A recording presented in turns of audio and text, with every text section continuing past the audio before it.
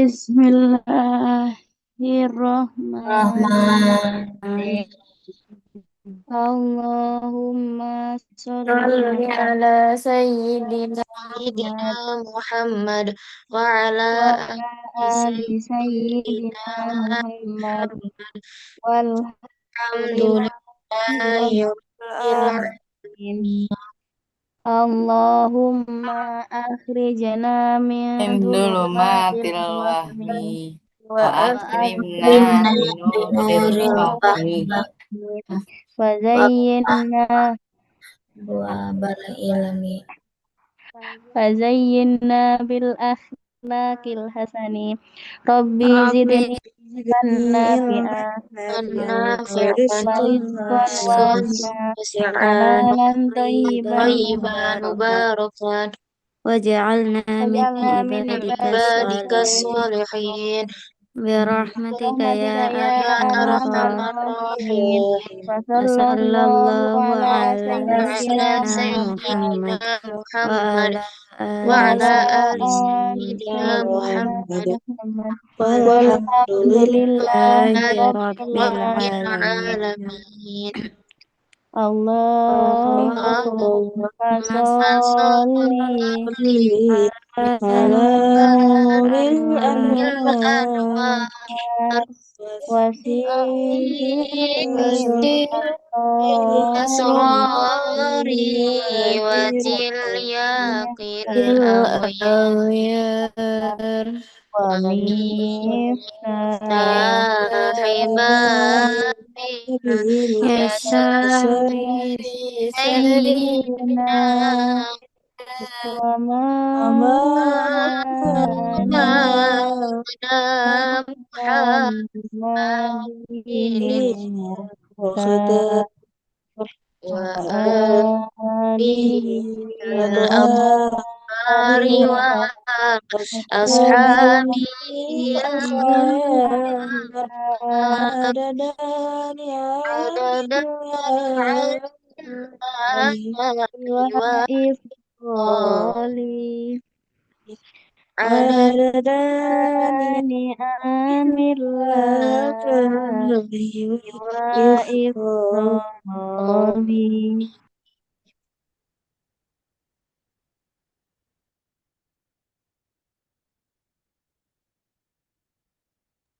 Apa sudah kelihatan ya dia? Sudah, dokter. Ya dokter. Bentar, bentar. Ini yang hadir masih 58 ya.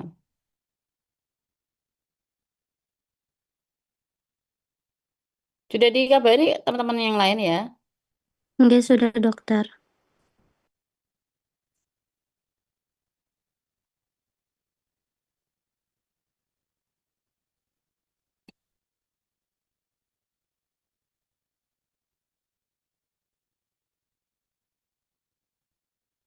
Ya sudah, saya mulai saja karena sudah lebih dari ini ya. Tapi yang lain yang ini nanti yang belum hadir segera disuruh join ya. Ya dokter. Ya, bismillahirrahmanirrahim. Kali ini saya akan memberikan kuliah tentang fisiologi behavior, emotion, learning, dan memori ya. Jadi di sini yang pertama tentang ini ya, peran sistem limbik dan emosi ya. Sistem limbik ya, sebentar. Jadi sistem limbik adalah bukan dia berdiri sendiri tidak, tapi dia merupakan saling berkaitan dengan organ lainnya ya. Jadi bukan struktur yang terpisah, tetapi sistem fungsional yang terdiri dari cincin struktur otak depan yang mengelilingi batang otak dan saling terhubung dengan jalur neuron ya. Jadi ini nih sistem limbik ya. Jadi dia bagikan apa ya? Sistem limbik adalah satu organ dan organ lainnya ini saling terhubung. Itu sistem. Jadi suatu sistem ya. Bukan satu organ sendiri tidak, tapi suatu kumpulan ya beberapa struktural otak yang terhubung, yang berkaitan satu dengan lainnya untuk menjalankan fungsinya ya, terutama dalam emosi ya dan perilaku. Serta memori ya. Jadi konsep emosi mencakup perasaan dan suasana hati emosional ya yang bersifat subjektif seperti marah, takut, sedih, gembira ya.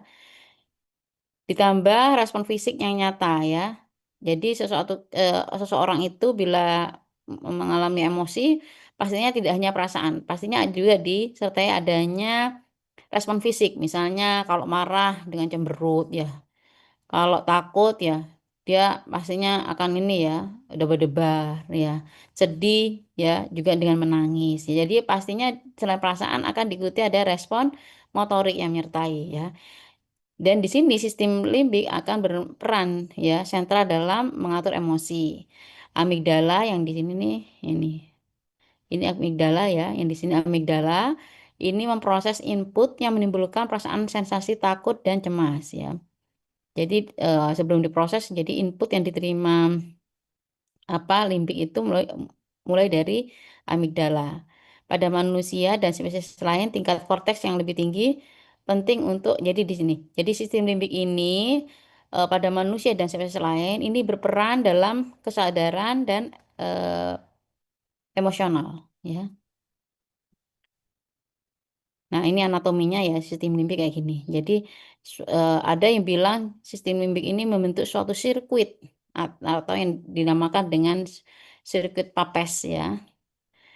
Karena seperti gini. Nah, seperti ini namanya sistem limbik ya.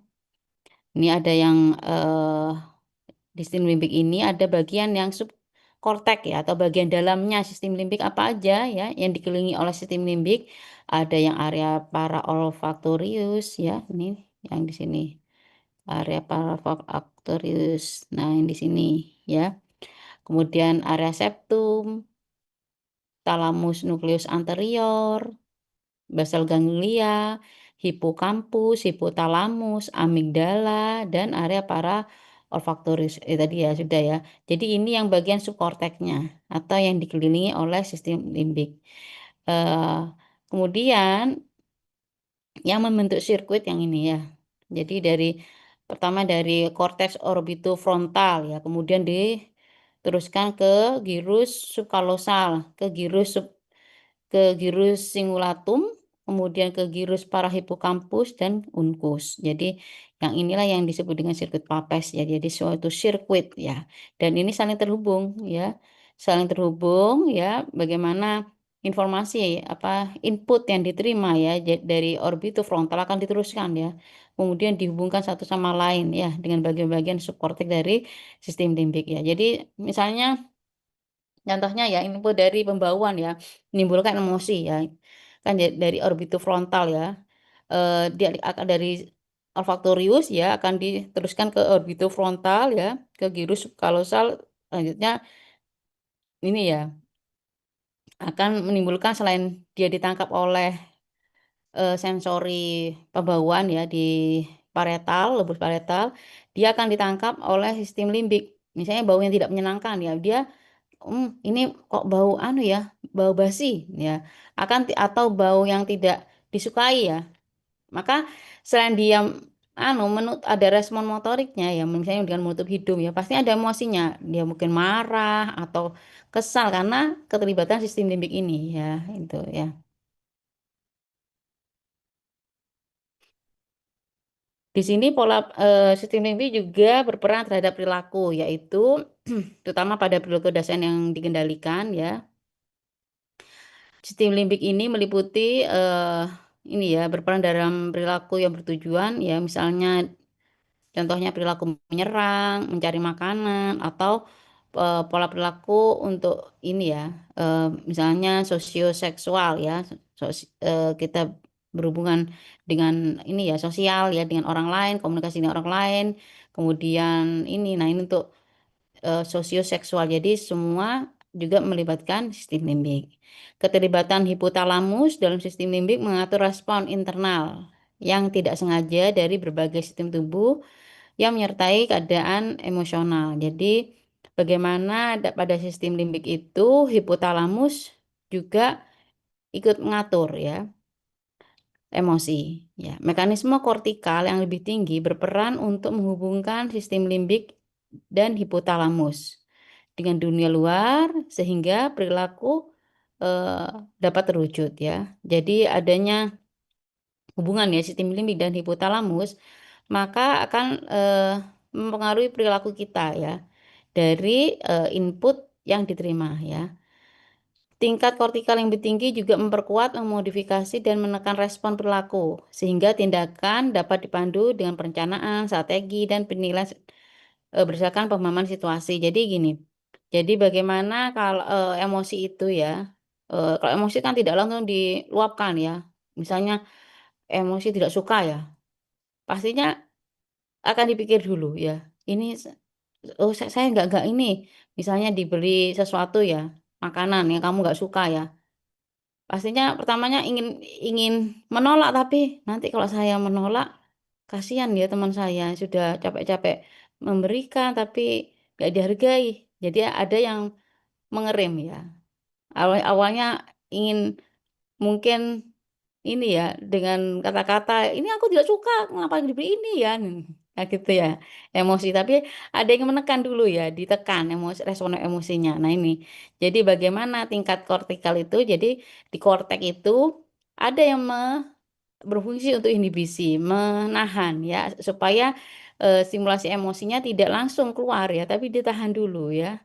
Nah itu fungsinya. Jadi masih dipertimbangkan, oh ya nanti kalau saya marah pastinya teman saya yang beri akan sedih ya, apalagi dia sudah capek-capek ya, ini ya memberi sesuatu terus kita tidak hargai pastinya akan sedih. Nah ini pastinya jadi emosi itu ada yang dikendalikan, ada yang mengendalikan, yaitu keterlibatan dari korteks ya, area korteks. Learning dan memori ya. Jadi area otak itu yang berperan terhadap pembelajaran dan memori adalah sistem limbik, kemudian area korteks dan cerebellum ya. Jadi learning adalah perolehan pengetahuan atau keterampilan sebagai konsekuensi dari pengalaman, instruksi atau keduanya. Jadi pembelajaran ini hasil dari ini pengetahuan yang kita peroleh ya, atau pengalaman atau instruksi yang kita dapatkan. Itu adalah pembelajaran. Maka dalam pembelajaran ada reward dan punishment ya, yang saling berintegrasi ya. Apa reward contohnya? Kita reward itu hadiah, ada yang bilang hadiah, ada yang bilang penghargaan ya. Jika contohnya nih ya, seekor hewan diberi hadiah ya, karena merespon suatu stimulus dengan cara tertentu, kemudian hewan itu merespon dengan cara yang sama lagi bila didapatkan stimulasi yang sama. Sebagai konsekuensi dari pengalaman ini akan meningkat ya. Jadi dengan kita memberikan reward ya, maka dia setelah distimulasi dia akan memberikan respon yang sama ya. Kemudian untuk yang punishment ya, jika respon tertentu disertai hukuman, hewan tersebut cenderung tidak mengulangi respon yang sama terhadap stimulus yang sama. Ketika respon perilaku menimbulkan kesenangan diperkuat atau disertai dengan hukuman dihindari, maka pembelajaran telah terjadi. Jadi melatih anak anjing seperti ya, melatih anak anjing buang air kecil di tempat yang benar ada contohnya. Contohnya nih, ini contoh dari ya, apa saya tidak salah nih menerjemahkan dari Sirwood atau Gaetan ya kayak gini ya. Jadi gampangnya coba kalau kita misalnya ya apa eh kalian berbuat salah ya, melanggar aturan ya. Pastinya akan ada hukuman ya. Entah itu disuruh apa kalau di ya di Rusunawa ya pastinya ada aturan enggak kalau yang melanggar? Ada, dokter. Gimana? Ada dokter. Ada, dokter. Nah, jadi ada punishment. Nah, itu juga metode pembelajaran ya. Kalau seseorang itu tidak ada hukuman ya, pastinya proses pembelajaran tidak akan terjadi ya. Perlu adanya punishment, tidak selalu reward ya. Jadi misalnya kalau yang keluar malam akan dihukum ya. Maka kalau nantinya dihukum misalnya disuruh hafalan atau disuruh apa, biasanya disuruh apa hukumannya? Menulis surah, dokter. Surah Apa? Al-Qur'an. Menulis. Nggih. Ya, contohnya itu ya. Misalnya jadi ada ini ya hukumannya menulis Al-Qur'an terus dia ini melanggar lagi, ditulis lagi ya. Tapi bila saat kemudian setelah dia diberi hukuman, ya, dia menjalankan hukuman itu, kemudian dia diberikan reward ya, penghargaan, ya. Wah, kamu sekarang sudah ini apa, sudah tambah bagus ya setelah dia memperoleh hukuman, outputnya dia menjadi disiplin, dia menjadi hafalannya atau ininya lebih paham, ya lebih banyak karena misalnya disuruh menghafal ya, akhirnya hafalannya bertambah banyak. Terus kemudian dia dikasih reward penghargaan, baik itu ucapan, penghargaan sesuatu, itulah yang akhirnya pembelajaran terjadi. Ya, kalau dikumpul-kumpul terus tanpa ada reward itu juga tidak baik ya. Tapi reward terus ya, misalnya di apa ya, diberi hadiah terus ya. Tanpa ada teguran atau tanpa ada punishment juga tidak baik. Jadi reward dan punishment dia saling ini ya, saling mengisi ya. Sehingga pembelajaran itu terjadi ya. Misalnya kalau seseorang ya misalnya selalu dipuji, terus kamu ini baik, kamu ini pintar, kamu ini rajin tanpa melihat eh, tanpa dia ini ya, memperoleh pengalaman salah, maka dia suatu saat akan titik jenuh. Maka dia akan membuat suatu kesalahan. Akan ada titik kemarahan, kenapa seperti dia kok tidak ini, akhirnya banyak kan seperti itu ya. Mungkin terlalu sempurna pada titik puncak, akhirnya dia berbuat sebaliknya. Nah itu ya, jadi itulah yang ini ya, proses yang tidak baik ya. Seseorang itu tidak mungkin akan selalu diberi reward, pasti butuh suatu punishment itu ya. Ya, reward dan punishment ya. Jadi di sini ya eh ada ini ya pusat reward itu ya. Contohnya ya, yang yaitu yang area yang memediasi, yang mengatur aktivasi perilaku makan, minum, ya seksual yaitu terletak di otak depan medial, terutama di nukleus lateral dan ventromedial hipotalamus. Ini pusat dari reward. Kemudian yang untuk yang punishment atau hukuman ya, dan kecenderungan melarikan diri ya, ini ada di area gray sentral ya. Gray sentral yang mengelilingi aqueductus sylvii di mesencephalon dan meluas ke arah zona periventrikular hipotalamus dan talamus ya. Stimulasi yang kuat pada area reward akan menyebabkan kemarahan ya, sedangkan stimulasi yang kuat pada punishment menghambat kesenangan. Yang kemudian hukuman dan ketakutan dapat lebih diutamakan daripada kesenangan dan penghargaan. Intinya apa? Bahwa sesuatu yang berlebihan ya juga akan menghambat ya, akan menghambat yang lainnya ya. Jadi stimulasi yang ini ya pada yang reward yang berlebihan, yang berlebihan ya yang terlalu kuat juga nantinya malah akan menimbulkan sebaliknya kemarahan ya. Stimulasi yang ini kuat pada punishment malah akan menghambat kesenangan. Sehingga pastinya suatu punishment bukanlah hukuman bukanlah suatu yang negatif ya, tapi itu diperlukan ya. Eh, ini ya, tidak hanya kesenangan saja dalam proses pembelajaran ya. Untuk memori ya, tadi pembelajaran learning, sedangkan memori adalah definisinya penyimpanan pengetahuan yang diperoleh untuk dapat diingat kembali ya. Jadi informasi yang sudah disimpan di storage ya, kemudian diingat kembali ya, di retrieval di kemudian hari. Itu adalah memori ya. Jadi bagaimana proses penyimpanannya itu. Kemudian di sini perubahan saraf yang bertanggung jawab atas retensi atau penyimpanan pengetahuan dikenal dengan engram, ya, atau memory trace atau jejak memori. Memori ada yang dibagi menjadi eksplisit dan implisit, ya. Yang eksplisit atau deklaratif ini berkaitan dengan kesadaran. Jadi kalau kita melakukan sesuatu, ya, kita berpikir dulu, ya. Maka area yang terlibat adalah hipokampus, ya, lobus temporal, neokortex, dan korteks prefrontal.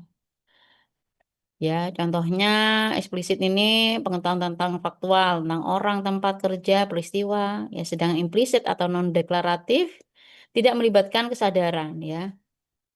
Karena tidak melibatkan prosesnya tidak melalui hipokampus, ya. Biasanya organ yang terlibat adalah amigdala, cerebellum, striatum, neurokorteks, ya, serta jalur refleks. Jadi di sini memori implisit penting untuk melatih keterampilan motorik, skill motorik ya. Kemudian persepsi reflektif ya. Kemudian pembiasaan dan sensitisasi. Kemudian untuk pembagian yang lain, memori itu ada yang dibagi menjadi memori jangka pendek atau short term memory dan memori jangka panjang atau long term memory.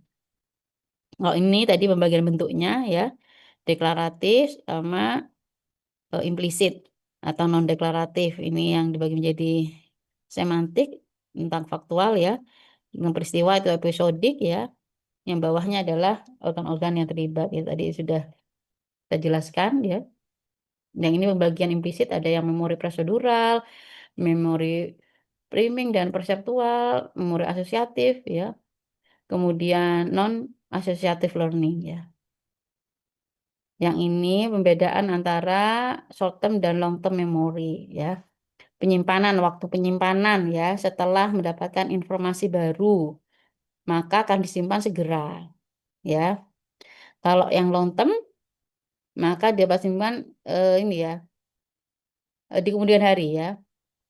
Jadi informasi itu akan ditransfer ya dari short term memory menjadi long term memory melalui konsolidasi ya, yang ditingkatkan dengan praktek ya, recycling informasi ya dari short term memory ya.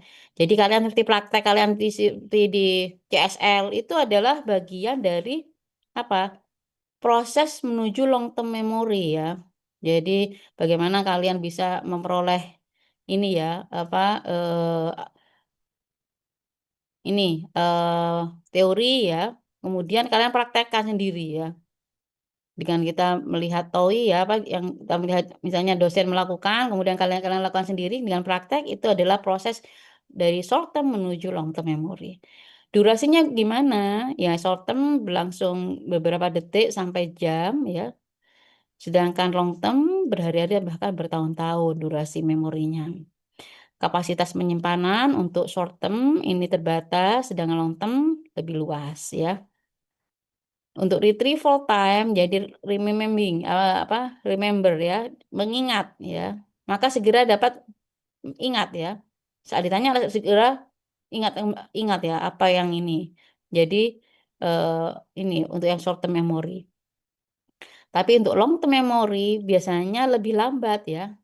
Kecuali ya memori yang didapat ya ini ya apa yang sering ini diulang-ulang ya.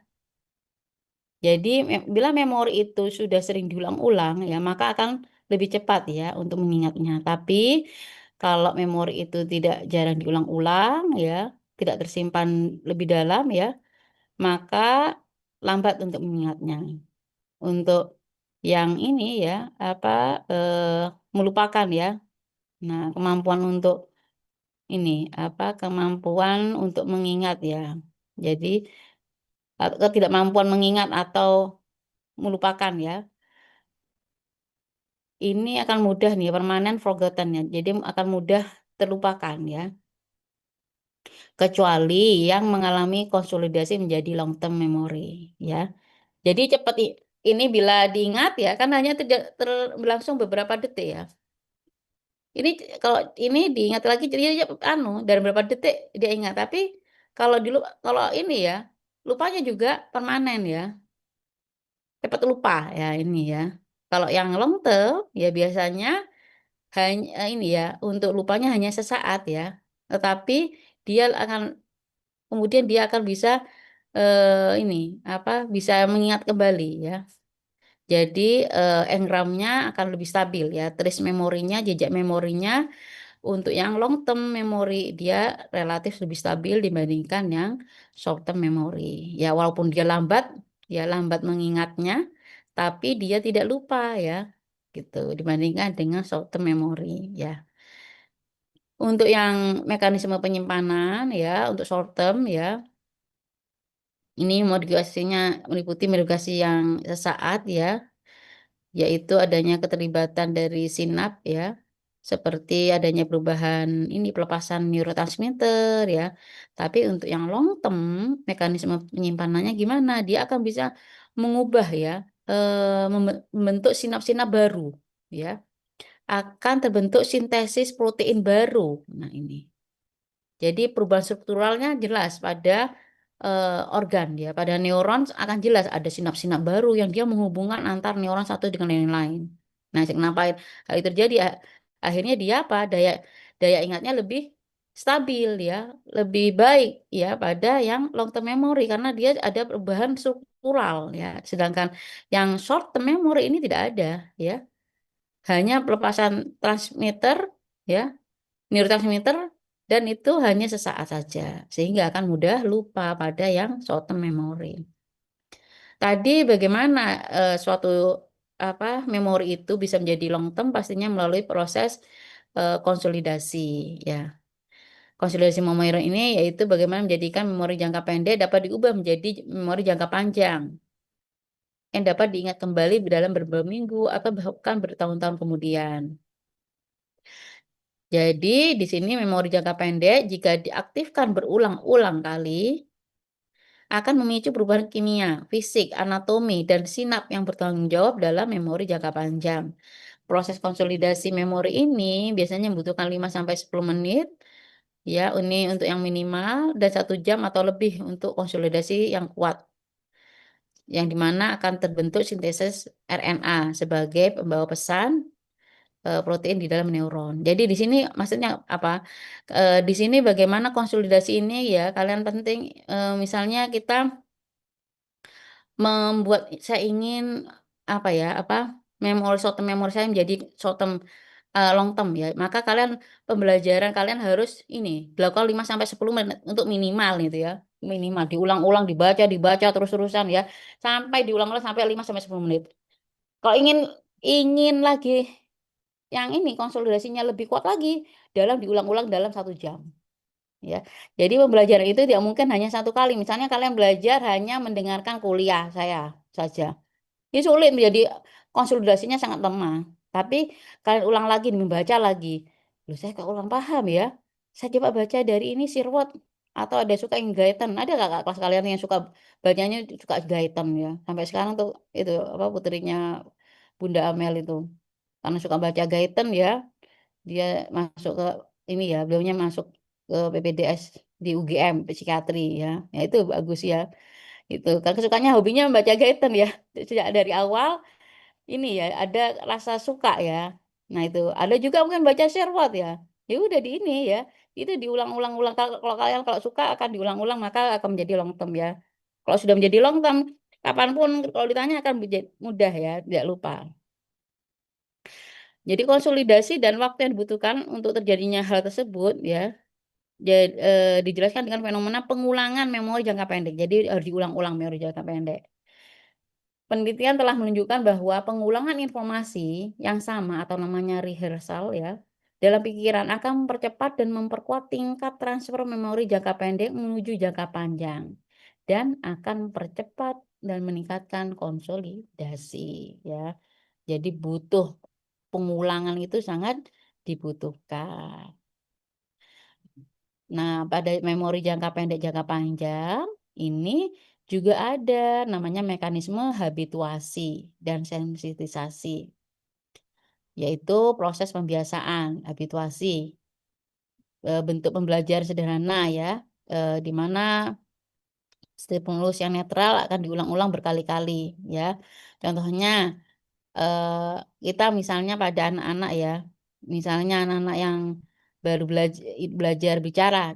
Jadi kita misalnya menunjuk suatu benda ya, buku, buku terus ini apa? Buku. Pertamanya dia tidak tahu apa, terus kita diulang-ulang, akhirnya dia bisa ya. Begitu juga misalnya kalian ya, kalian anatomi yang belum pertama kali tahu struktur otak ya. Ini tuh apa, korteks itu yang mana. Nah, itu pertama kali adalah yang bekerja mekanisme habituasi. Oh, yang mana? Oh, ini korteks. Terus satu kali lupa. Terus kemudian yang kedua kali lihat lagi ini apa ya tadi ya? oh ini namanya korteks motorik ya, di bagiannya ini ya, bagian korteks misalnya kalian di anatomi kan gitu. Nah, itu tuh kalian diulang-ulang, dilihat kan kalian punya atlas ya? Kalian itu sudah punya atlas belum? Sobota sudah tahu ya? Sudah tahu, sudah pernah melihat atlas Sobota? Halo? Sudah, dokter. Pernah, Nah, dokter. Sudah, dokter. kalian itu kan udah Sudah, lihat di dokter. gross waktu kemarin anatomi lihat gross anatomi otak. Apa otak yang ini, yang beneran, yang di lab. Iya, dokter. dokter. Nah, itu kan Iya, pertama kali kan dokter. lihat itu. Terus kalian diulang lagi, kalian lihat di Sobota. Oh, tadi itu apa ya ini ya? Yang gambar ini. Oh, ini namanya ini ya itu. Nah, itu pertamanya adalah yang bekerja habituasi. Diulang, akhirnya tahu. Walaupun bentuknya nantinya di apa waktu ujian tandanya beda ini kalian sudah tahu. Oh, yang bagian ini, bagian depan ini lobus frontal, bagian belakang, lobus occipital ini itu kan karena diulang-ulang ya. Karena dibiasakan, proses pembiasaan ya. Respon elektrik yang ditimbulkan ya semakin berkurang seiring pengulangannya ya. Kalau dengan pengulangannya sama, maka ininya respon elektrik akan berkurang ya. Hal ini berkaitan dengan penurunan pelepasan neurotransmitter dari terminal presinap sehingga terjadi penurunan kalsium intraseluler ya. Dan yang disebabkan oleh inaktivasi saluran kalsium ya. Jadi kalau caranya sama ya, simulasinya sama terus-terusan ya, maka kemudian respon elektriknya akan berkurang ya. Proses mekanisme habituasi ini berlangsung singkat ya, dan dapat berlangsung lama jika paparan stimulus yang noksisius atau tidak berbahaya diulang berkali-kali ya. Jadi intinya apa pembiasaan klasik ya. Jadi ini mekanisme habituasi ini dalam proses pembelajaran ya. Ini untuk pembelajar yang non asosiatif. Artinya apa? Yang tidak menghubungkan. Misalnya kalau analisis ya, bagaimana kita bisa bicara dari input kita mendengar ya. Seperti kamu mendengar atau melihat slide saya ya. Bagaimana kemudian kalian memahami apa yang ada di dalam slide itu namanya asosiatif. Kalau non asosiatif apa yang kalian lihat? Yang kalian lihat ini adalah slide. Nah, itu non asosiatif ya. Kalau bagaimana ini yang dilihat kemudian dihubungkan dengan yang lain itu namanya asosiatif. Jadi untuk yang habituasi ini berperan pada yang non asosiatif. Jadi hanya bukan ini ya, dia tidak mempelajari analisis, tapi misalnya struktural ya, tentang nama benda apa itu, nah itu habituasi. Nah, selanjutnya adalah mekanisme sensitisasi. Sensitisasi ini kebalikan dari habituasi. Kalau sensitisasi ini responnya yaitu terutama pada pasca sinap yang meningkat, yaitu adanya peningkatan kalsium intraseluler pada pasca sinap, ya. Karena kenapa dia meningkat? Oleh karena adanya stimulus yang noksisius, yang tidak menyenangkan, yang menyakitkan atau ada yang bilang gitu ya. Jadi pembiasaan habituasi yang disertai stimulus noksisius, maka itu akan timbul sensitasi. Contohnya kalian belajar seperti di anatomi ya. Kalian belajar struktural. Kalau itu tidak dilakukan ujian, maka tidak akan tercapai pembelajaran. Kalian tidak akan tersimpan menjadi memori jangka panjang ya.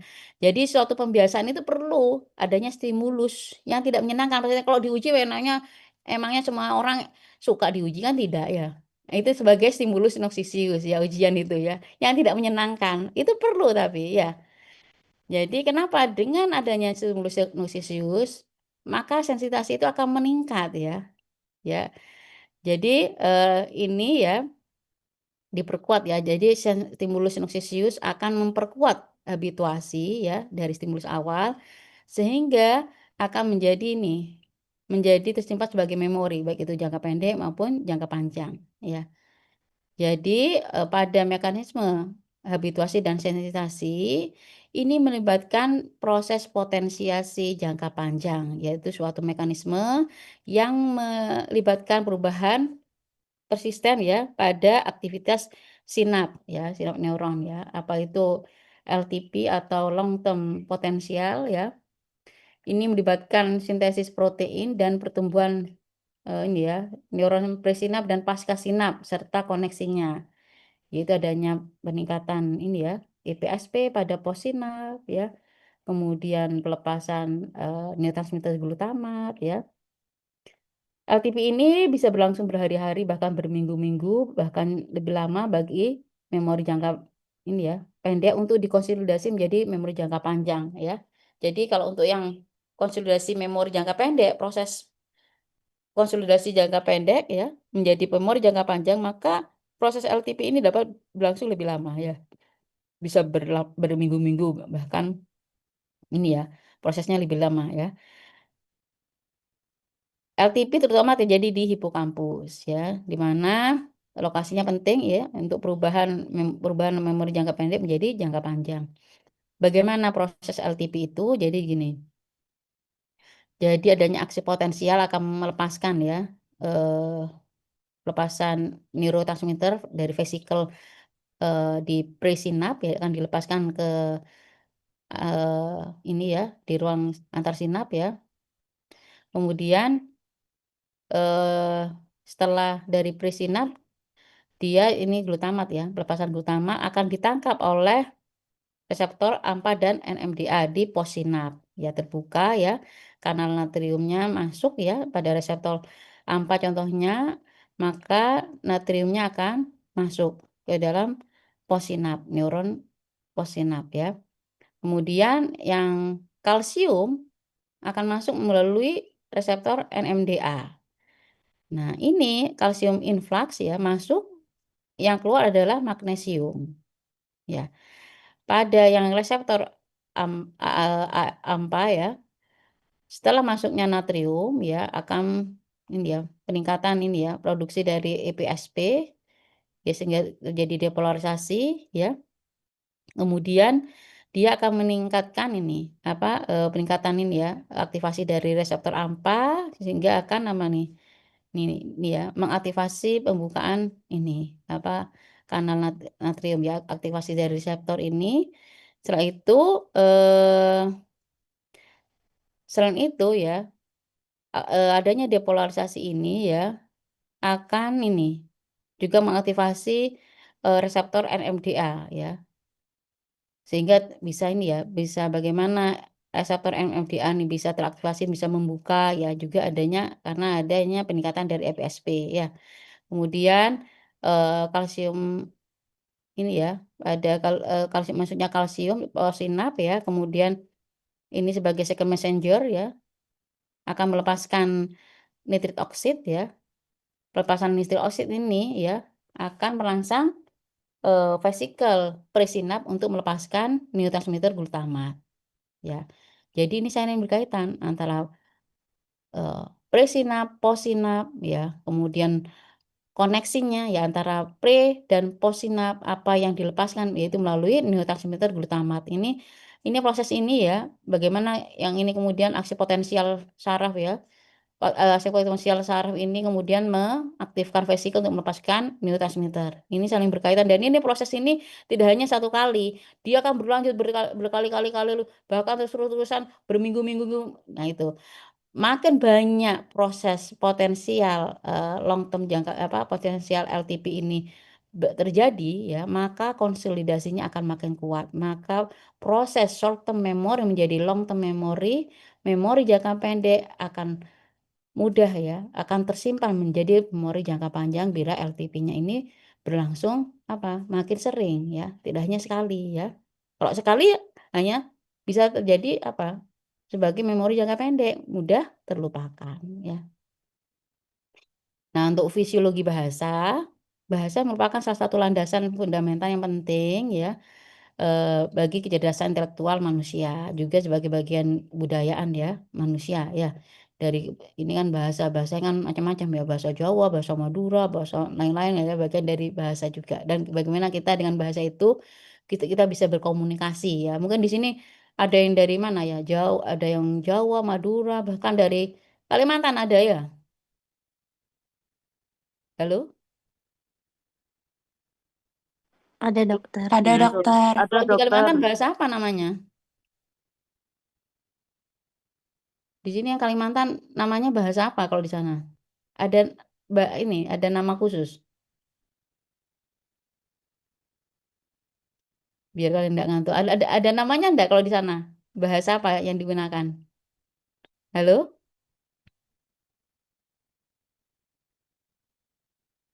Halo? Biasanya menggunakan bahasa Indonesia, dokter. Oh, loh bahasa daerahnya enggak ada? Kalimantan biasanya campuran, dokter. Oh gitu, karena banyak ya pendatangnya ya. Ya, jadi ini ya dengan bahasa kita dapat memahami, kita bisa berkomunikasi ya dengan orang lain ya. Bahasa adalah bentuk komunikasi yang kompleks di mana kata-kata bisa itu dalam tulisan, lisan ya, atau isyarat ya. Jadi dapat melambangkan objek, dapat menyampaikan ide ya, integrasi dan kemampuan yang berbeda yaitu dari misalnya dari ekspresinya ya, ekspresinya seseorang kita bisa membaca, dia seperti apa, dia sedang apa ini. Maka itu ada juga bisa sebagai komunikasi ya, atau ya orang yang ini ya, apa, yang, tunawicara. Nah itu dengan gerakan motorik. Nah itu juga bahasa ya, dengan gerakan motorik dia yang sesamanya akan paham ya. Dan ini berkaitan dengan area korteks tertentu ya, yaitu pada area Broca yang mengatur bahasa ya. Dan area Wernicke ya. Jadi area Broca ini bagaimana area ini mengatur kemampuan berbicara ya. Terletak di lobus frontal kiri ya dan berkaitan dengan area motorik korteks yang mengendalikan otot-otot untuk berbicara. Sedangkan area Wernicke terletak di korteks kiri ya di persimpangan lobus parietal, temporal dan occipital. Berkaitan dengan pemahaman bahasa ya. Nah, di sini ya. Ini jalur korteks untuk bahasa, jadi kita berkomunikasi ya, berbicara ya, itu tidak hanya lewat pendengaran ya, kita juga bisa lewat mata ya. Jadi input yang diterima ya, misalnya dari suara ya, akan diterima di sini ya. Di korteks auditory primer ya, setelah melewati pastinya ini ya, tahapannya sih ini ya, melalui bagaimana stimulus suara itu diubah menjadi stimulus listrik ya gitu. Itu panjang apa, melewati batang otak kemudian teruskan ke, eee, ini ya, ke talamus, kemudian dari talamus ke korteks auditory primer ya.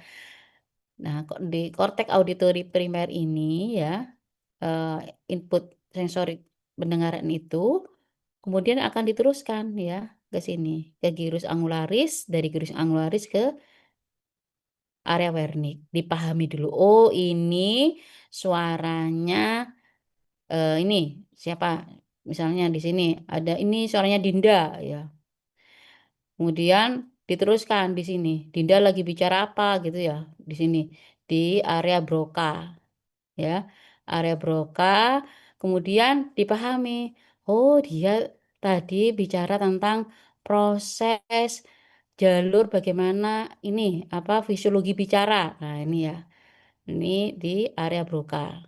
Setelah dipahami, kemudian di ini apa, diteruskan ke area Broca.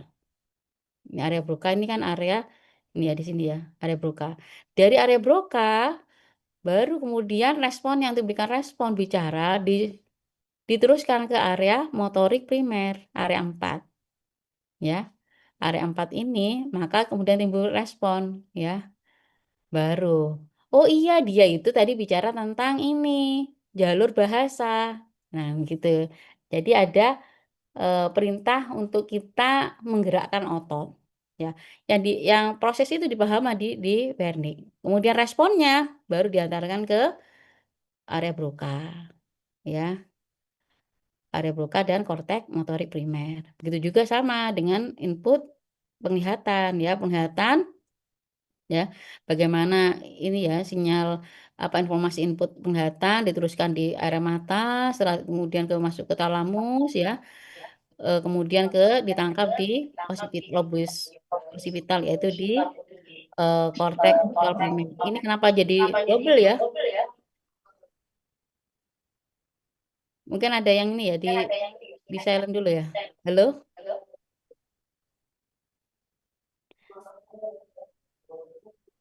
Ya, jadi di sini ditangkap di korteks visual primer ya, kemudian sama yaitu ditujukan ke gyrus angularis ya, kemudian ke area Wernicke dan ke area Broca. Nah, di sini ya. Nah, di sini nih. Ini untuk jalur yang penglihatan.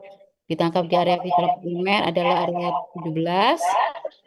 Kemudian ke sebelum ke Wernicke ya, itu adalah dilanjutkan ke area korteks yang lebih tinggi yaitu atau area korteks visual sekunder, ada yang menyebutkan gitu, area korteks visual sekunder atau area 18 ya.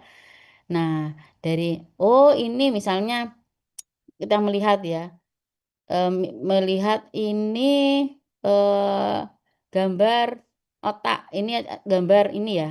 Ini gambar gitu ya. Gambar bulat gitu ya. Ini gambar bulat.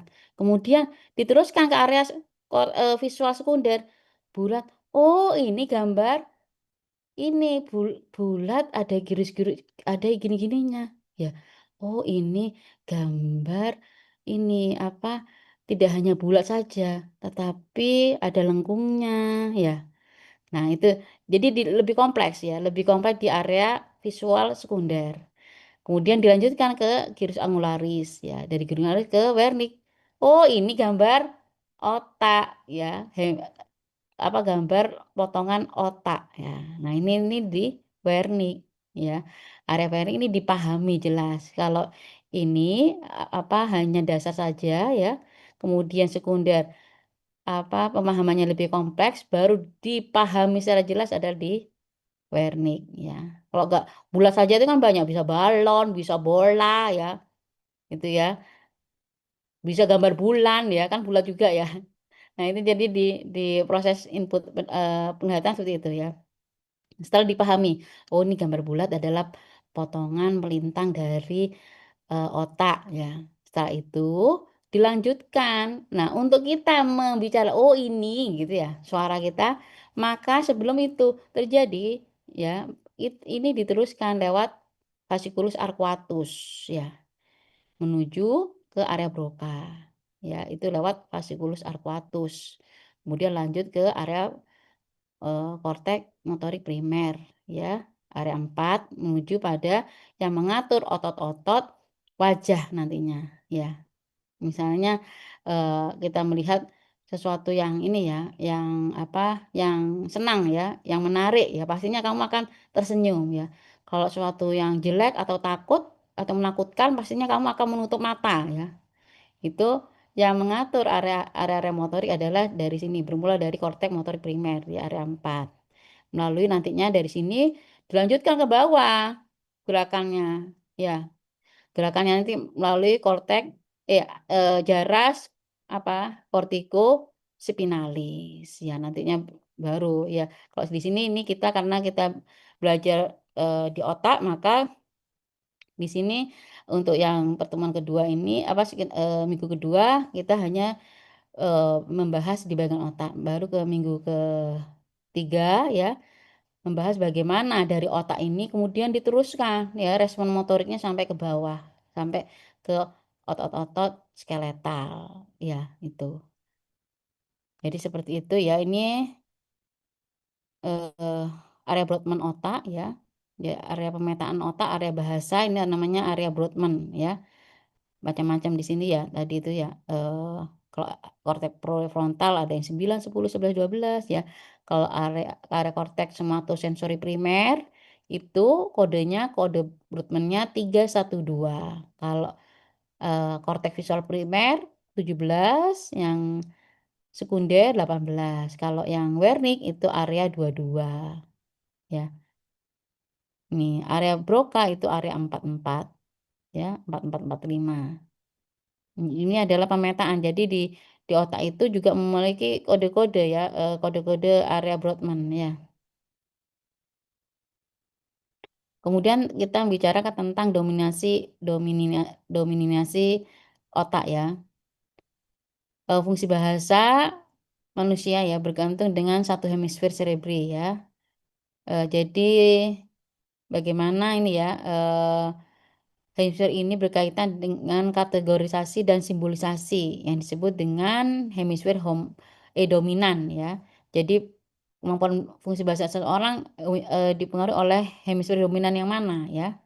Kalau hemisfer non-dominan ini terspesialisasi dalam area hubungan spasio-temporal, misalnya ini ya mengidentifikasi objek berdasarkan bentuknya, musiknya, wajahnya itu yang dominan ya.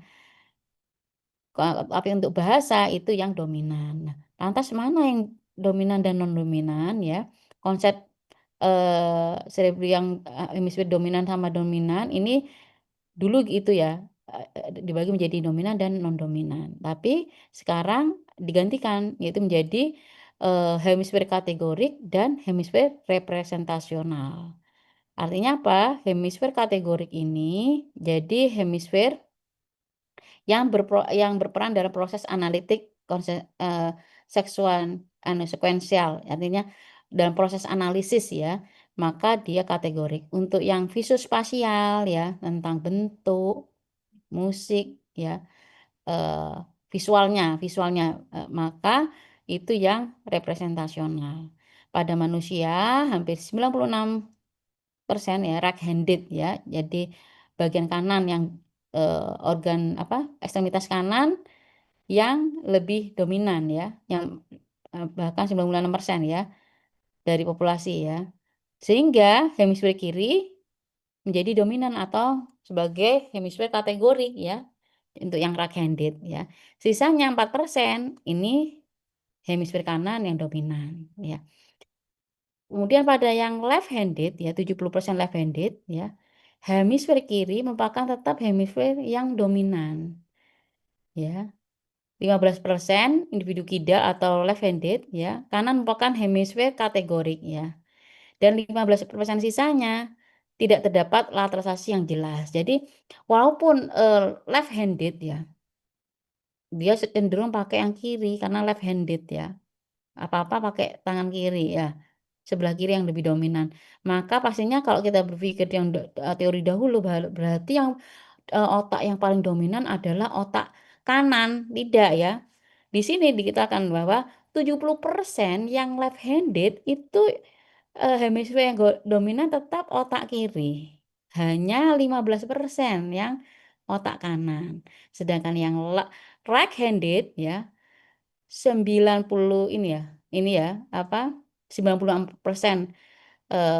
otak kiri yang dominan atau sebagai hemisfer kategorik, sedangkan 4%-nya ini hemisfer kanan. Ya, tetap jadi hemisfer kiri itu tidak tergantikan oleh hemisfer kanan. Tetap dia sebagai yang dominan, tetap dia yang berfungsi sebagai hemisfer kategorik ya.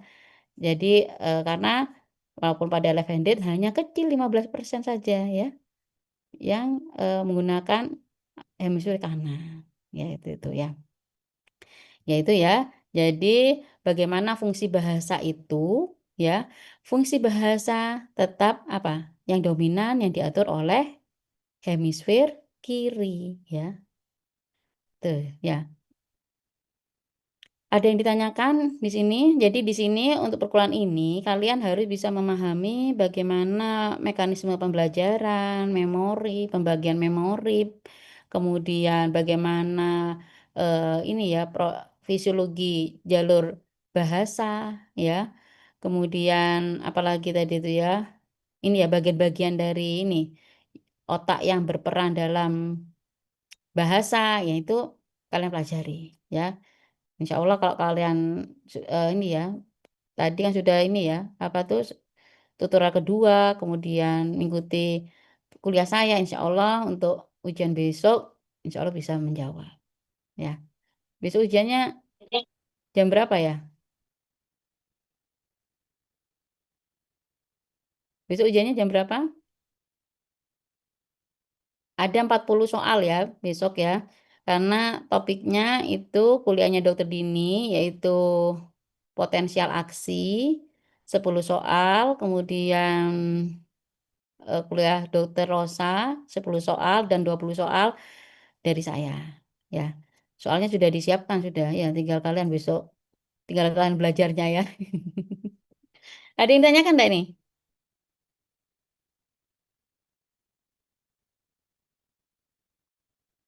Ini Kahna ini lagi ngetik ngapain ini? Ngetik siapa itu ya? Ini nih ya, proses visual nih ya. Ini lagi apa ya gitu ya. Ya sudah ada yang ini kalian sudah ini ya, sudah sore ya. Saya harap diulang-ulang ya. Rehearsal ya. Jadi memori ya, informasi yang kita pelajari hari ini ya, itu harus diulang-ulang ya. Tidak hanya satu kali. Harus tadi kan gitu, sampai 10 menit diulang-ulang, bahkan 1 jam ya. Itu nanti akan menjadi kalian jadi ingat ya. Ya, mungkin itu saja ya apa yang bisa saya sampaikan tentang fisiologi ini eh, emosi, behavior dan bahasa. Semoga bisa dipahami ya. Jangan lupa ini ya, kalau ada dari slide baik itu perkuliahan dari dosen yang kurang bisa dipahami, kalian buka bukunya, bisa Sherwood, bisa Guyton ataupun Ganong. Kalau menurut saya yang fisiologi untuk yang ini perilaku ya, bahasa ini di Ganong tuh lebih ringkas ya sama Sherwood ya. Kalau di Guyton itu bahasanya lebih agak-agak ini ya, apa kurang ringkas ya kalau untuk masalah yang behavior ya. Mungkin itu saja ya, semoga besok ujiannya bisa. Kalau nggak ada yang tanyakan, nggak ada yang tanyakan? Mungkin belum ada dokter. Ya, sudah kalau nggak ada yang tanyakan, tadi siapa ininya ya? Yang membuka silakan. Silakan ditutup. Baik, terima kasih untuk Dokter Sinta. Untuk kelasnya akan ditutup dengan pembacaan doa kafaratul majelis. Subhanakallahumma wa bihamdika asyhadu an la ilaha illa anta astaghfiruka wa atubu ilaik. Assalamualaikum warahmatullahi wabarakatuh. Waalaikumsalam warahmatullahi wabarakatuh. Terima kasih dokter. Ya, Terima kasih dokter. Terima kasih dokter. Terima kasih banyak dokter. Terima kasih dok.